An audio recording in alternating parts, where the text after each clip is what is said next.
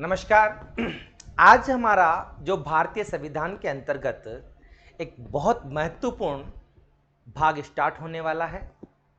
आज का टॉपिक होगा मौलिक अधिकार और मौलिक अधिकार के अंतर्गत हम पढ़ेंगे अनुच्छेद 14 की बात करेंगे। अनुच्छेद 14 हमारा जो पहला मौलिक अधिकार है उसके बारे में बताएगा। तो देखते हैं पहला मौलिक अधिकार हमारा कौन सा है। आइए इसकी जानकारी लेते हैं।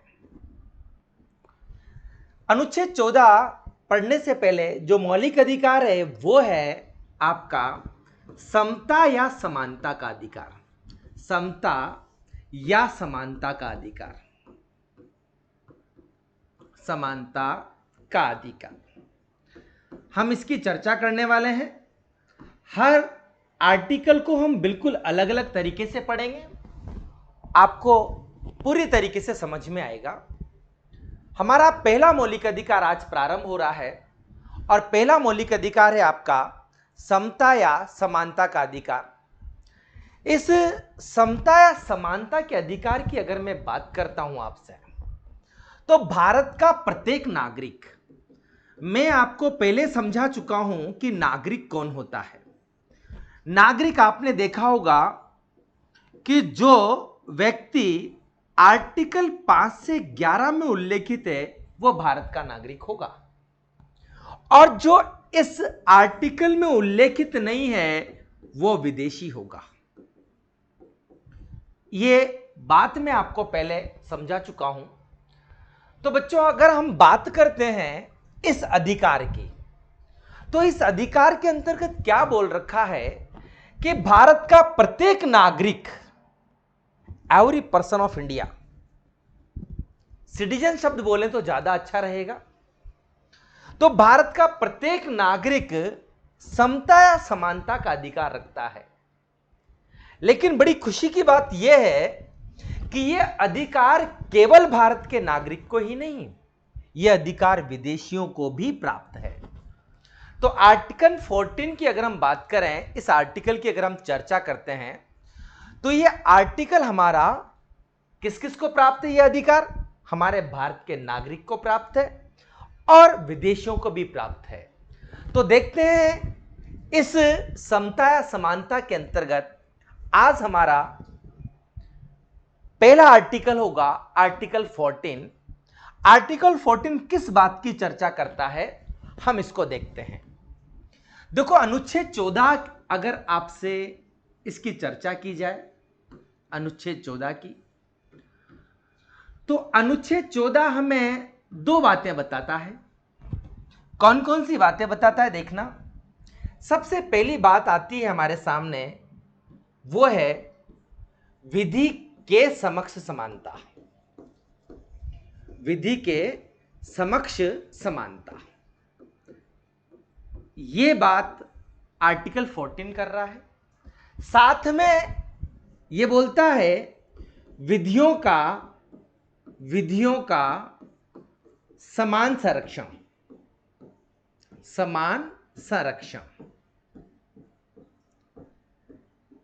इन दो बातों की चर्चा आर्टिकल 14 करता है। विधि के समक्ष समानता, वह शब्द लगा देता हूं, वह विधियों का समान संरक्षण, दो बातें इस आर्टिकल में लिखी हुई है। देखो, ये जो अवधारणा है हमारे पास, ये अवधारणा एक नकारात्मक अवधारणा है।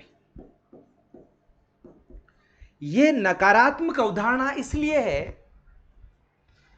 कि हर व्यक्ति विधि के समक्ष समान नहीं होता। ये बोल रहा है विधि के समक्ष समानता, हां, उस क्राइम को करने के पश्चात हर व्यक्ति पर वो विधि लागू होगी, लेकिन कुछ व्यक्तियों को इस दायरे से परे रखा हुआ है।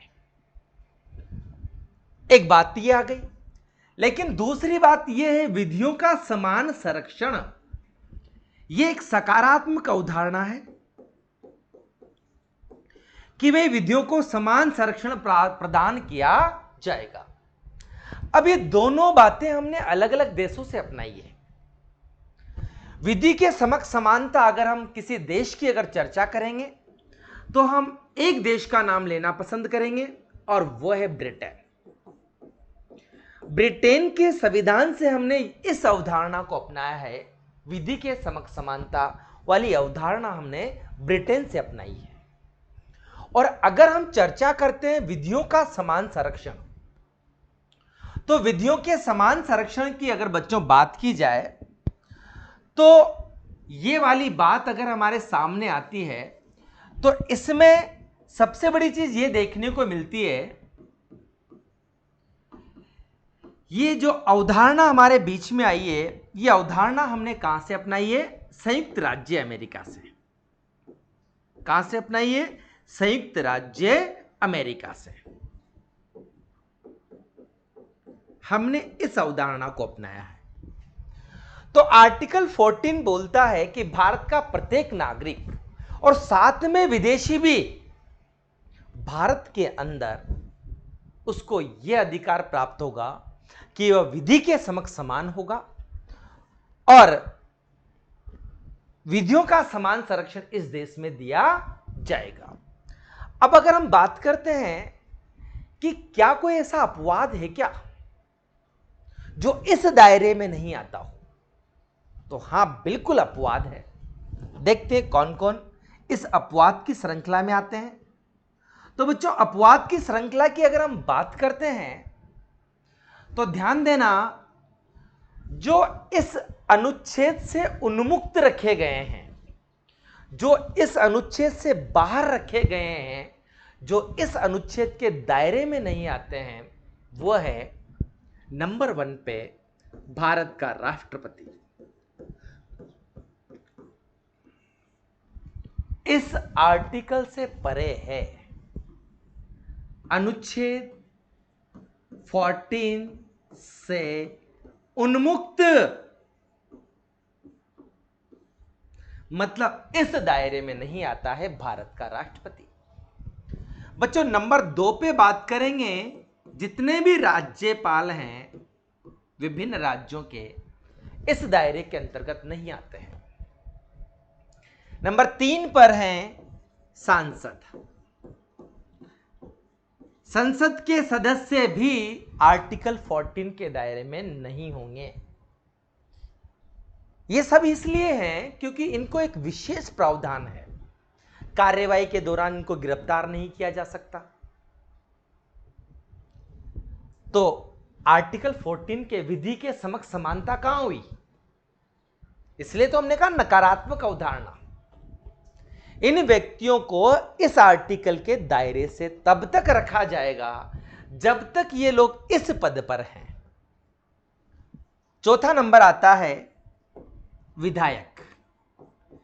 विधानसभाओं के सदस्य, जितने भी विधानसभाओं के सदस्य होंगे, ये सब भी इस अनुच्छेद के दायरे से होंगे बाहर।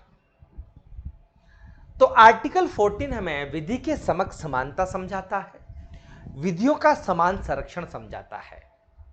भारत का राष्ट्रपति, राज्यपाल और सांसद और विधायक इसके दायरे में नहीं होंगे। यह अधिकार भारतीयों के साथ विदेशियों को भी प्राप्त है। तो यह आर्टिकल 14 था। आशा करता हूं आपको समझ में आया होगा। इसके बाद चर्चा करते हैं हम आर्टिकल 15 की।